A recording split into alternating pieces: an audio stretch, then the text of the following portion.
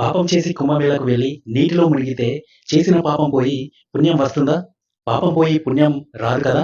అయితే జార్ఖండ్‌లోని రామ్‌గఢ్ జిల్లాలో ఒక ఘటన జరిగింది. ఒక వ్యక్తి తన భార్య, పిల్లలు, అత్తమామలతో కలిసి కుంభమేళా కోసం ప్రయాగ్‌రాజ్ వెళ్ళాడు. అయితే అనారోగ్యంతో బాధపడుతున్న తన తల్లిని ఇంట్లో ఒంటరిగా వదిలేసి వెళ్ళాడు. ఆవిడకు 65 ఏళ్ల పైబడి ఉంటాయి. ఇంట్లో బంధించి బయట నుండి తాళం వేసుకొని వెళ్ళాడు. సోమవారం నుంచి ఆవిడ తినడానికి తిండి కూడా లేకపోవడంతో అటుకులు తింటూ కాలం వెళ్లదీసింది. అయితే విపరీతమైన ఆకలి వేయడంతో విలపిస్తూ పొరుగింటి వారిని పిలిచింది. దీంతో ఇరుగు పొరుగు వారు వచ్చి చూశారు. వారు వచ్చి చూసేసరికి ఇంటికి తాళం వేసి ఉంది. అయితే ఆవిడ కుమార్తె అయిన చాందిని దేవికి సమాచారం అందించారు.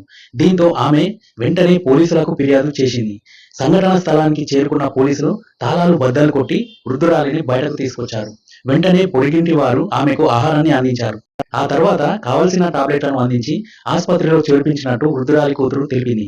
కన్న తల్లిని ఇంట్లో బంధించి వెళ్లిన కుమారుడిపై స్థానికులు ఒక రేంజ్‌లో ఫైర్ అవుతున్నారు. ఇంతకంటే నీచమైన చర్య మరొకటి ఉంటుందా అని ప్రశ్నిస్తున్నారు. అయితే తన తల్లి అనారోగ్యంతో ఉందని, ఆమెకు ఆహారాన్ని సంబంధించి అన్ని రకాలుగా ఏర్పాట్లు చేసిన తర్వాతనే తాము ప్రయాగ్‌రాజ్‌కి వెళ్ళినట్లు కుమారుడు చెప్తున్నాడు. ఫ్రెండ్స్, ఇలాంటి సంఘటనలు చాలా బాధాకరంగా ఉంటాయి. హృదయ విదారకరంగా ఉంటాయి. ఒక తల్లి పిల్లల్ని ప్రేమతో పెంచి వారికి జీవితాన్ని ఇచ్చిన వ్యక్తిని ఇలా నిర్దయగా ఇంట్లో బంధించి వెళ్ళడం అనాగరికం. మానవత్వం ఏమైంది? కుంభమేళా వంటి పవిత్ర యాత్రలకి వెళ్ళినా ఆధ్యాత్మికత అనే మానవత్వంతో ఉండాలి. ఒక వ్యక్తి ధార్మిక ఆచారాలను పాటించాలనుకోవడం తప్పు కాదు.